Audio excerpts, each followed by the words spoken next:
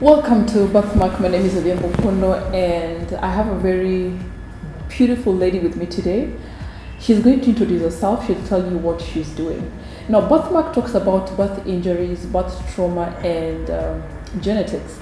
Sometimes we don't know that birth injuries do occur because some of us do not like talking about it, or if we do, we just fear because of the stigma that comes with it. So allow me to welcome Daktari, karibu kwenye show, and can you introduce yourself and tell the viewers what you do? Thank you very much. My name is Emma Award. I'm an occupational therapist with 7 years experience working with pediatric. Yes. So currently I work at Lumumba Sub-County Hospital. Yeah. Wow, so briefly tell us, what is occupational therapy? Okay. Usually a lot of people still don't know what occupational therapy is. So occupational therapy, the way it is occupation, then we have therapy. Those are two words. So occupation basically are the activities we do from the time we wake up to the time we go to bed. So, and therapy is now the treatment, the way it just sounds. So occupational therapy are, you see, these activities that we do from the time we wake up until we sleep, yeah? So right now I'm working with pediatrics. For a child, the occupation is they wake up, they feed, they play, they go to sleep. All those are the occupations of a child. Yeah. So when a child is not able to do those things that she or he is supposed to do, then an occupational therapist comes in to help this child do the things they're supposed to do. And we use purposeful activities. So these activities, if the child is not able to play, we'll use play to help them to play. Correct. You get? Yeah. So basically occupational therapy is the use of purposeful, goal-oriented and client-centered activities to enhance function. Right. Yes. So I'd like to know, since I create awareness on birth injuries, trauma, and genetics, how do you tell that a child needs therapy? I'm asking this because sometimes injuries occur during delivery. Ideally, that's the birth injury thing, and sometimes certain conditions arises after birth. Let's say after a mother's been discharged from hospital, let's say 3 months, and then a mother sits at home, and maybe they're not keen on knowing whether this child has a delayed milestone, or knowing that, or they say, you know what, my baby woke up one day and my baby was unable to, let's say, crawl, or my baby was unable to control the neck, or at one point my baby is unable to respond to sound. I mean, what do parents need to do so that they know that there's a problem somewhere? I mean, what is your assessment, since you've worked in this field for about 7 years? How do you do your assessment, and what can you tell parents to do? For us to diagnose a child with any birth injury, they have to be in the hospital. So we encourage the parents to come to the hospital to do their deliveries, to bring the children to the clinics, so that we are able to identify the children as early as possible, so that they're able to get help. So usually, for us to diagnose a child with a birth injury of any type, we do assessment. So in our assessment, we look at the specific occupational therapy assessment that as an OT you're supposed to do. So we're going to look at the neurological assessment, we are going to look at the muscle tone of the child, we're going to look at the reflexes of the child, we're going to look at the developmental milestones of a child, we're going to look at the ADLs of a child. ADLs are the activities of daily living. So once we've done all this, then we're able to score this child. Where is this child developmentally? Because you may find a child is maybe six months old, maybe the child is supposed to be sitting, but developmentally they are 3 months. So by use of the specific occupational therapy assessments, we are able to diagnose that a child has a birth injury of any type. Okay. Yes. You know, the month of March is referred to as, rather we call, this is the month where we create awareness on CP. So my question is on CP. There are CP cases, cerebral palsy cases, whereby a child is born and a child is normal, they say up to 3 months, and then something happens along the way, and then maybe a child starts convulsing, or there's just something that happens to a child. I mean, what can you explain about CP? That's important for us because most of our children have CP. Parents do not know that they have CP.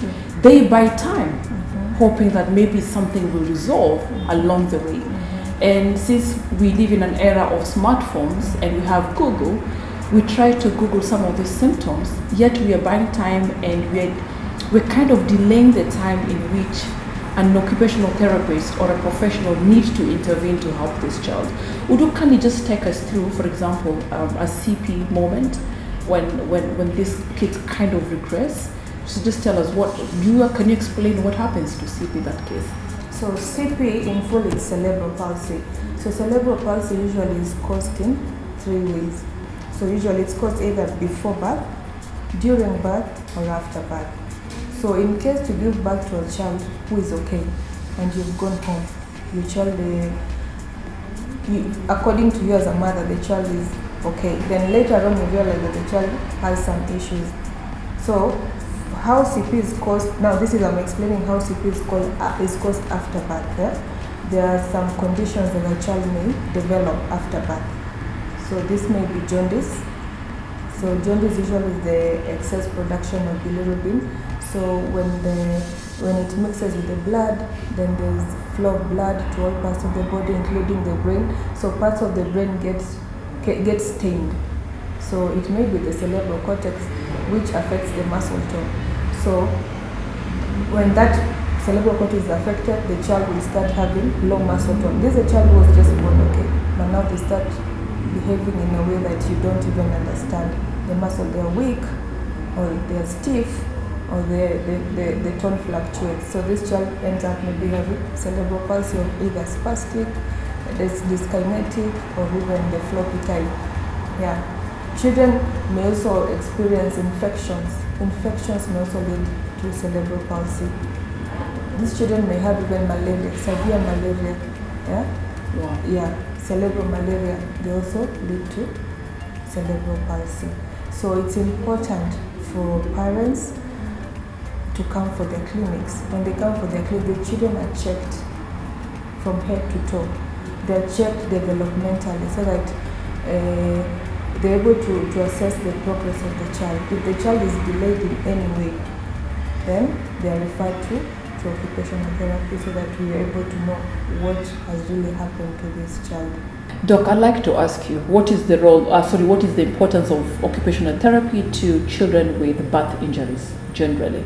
So occupational therapists, their role basically is to assess, treat, and guide the caregivers of these parents on how to go about their birth injuries.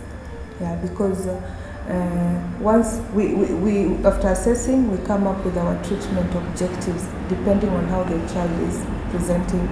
Then we treat as autism. But you as the caregiver, you are with this child most of the time. So we need to guide you on how to go about the condition. We need to give you home programs, what you can do to help this child, because most of the time you're the one with this child, as you just bring them for a specific duration of time. So you need to give you the knowledge on what you need to do as a caregiver. And does that include exercises? Yeah, so we'll give you exercises to do. If you need to do the splinting at home, we need to tell you how you're supposed to do it. If the child maybe is ready for school, also we'll tell you which school the child is supposed to go. We assess the child and see which school is suitable for the child. Yeah, because maybe you may not know. Yeah, we sometimes even talk to the teachers to understand when they get such kinds of children in their school. Yeah, so we basically educate also the teachers and the parents, and we also do counseling, because having a child with birth injuries may lead to, it's not easy, yeah?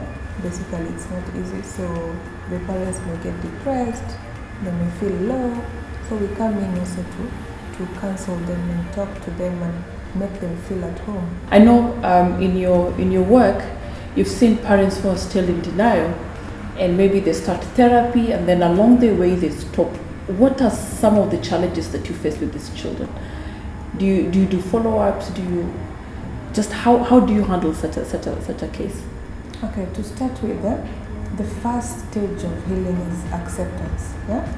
So when you find a parent is still in denial, it becomes so hard for us as therapists to work with a child who needs our help, because occupational therapy is a long-term treatment thing, because you find you have short-term objective, you have a long-term objective, and for us to achieve, this child may be put to session maybe 3 times a week or even 2 times a week. So if the parent is in denial and does not accept that the child has that condition and needs OT, it becomes hard for us to achieve the treatment objectives. So usually as OTs, our role also is to do home visits.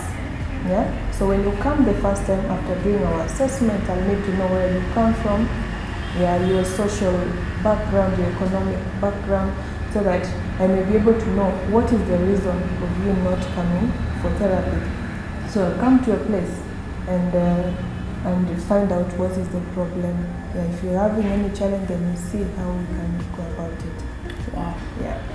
Thank you so much, Dr. for your time. I truly appreciate this, and may God bless you. Continue doing the good job, and we will also continue doing our bit. And if we have any questions, we will come back to you and ask you. And if we meet any parents out there who needs help, who doesn't know what to do, then I will surely direct them to you. Thank you so much. Karibu sana. Thank you. All right. As Birthmark, we encourage our caregivers or parents to ensure that each and every time they take the visits, they take the children back to hospital, they need to let the doctors know any changes that happen with their kids. When you talk about birth injuries, birth trauma, and genetics, there are certain injuries that cannot be seen probably after the child is born, but can be seen once a child is discharged from hospital. Now, one of the most important things is that most parents take pride when the kids make certain milestones.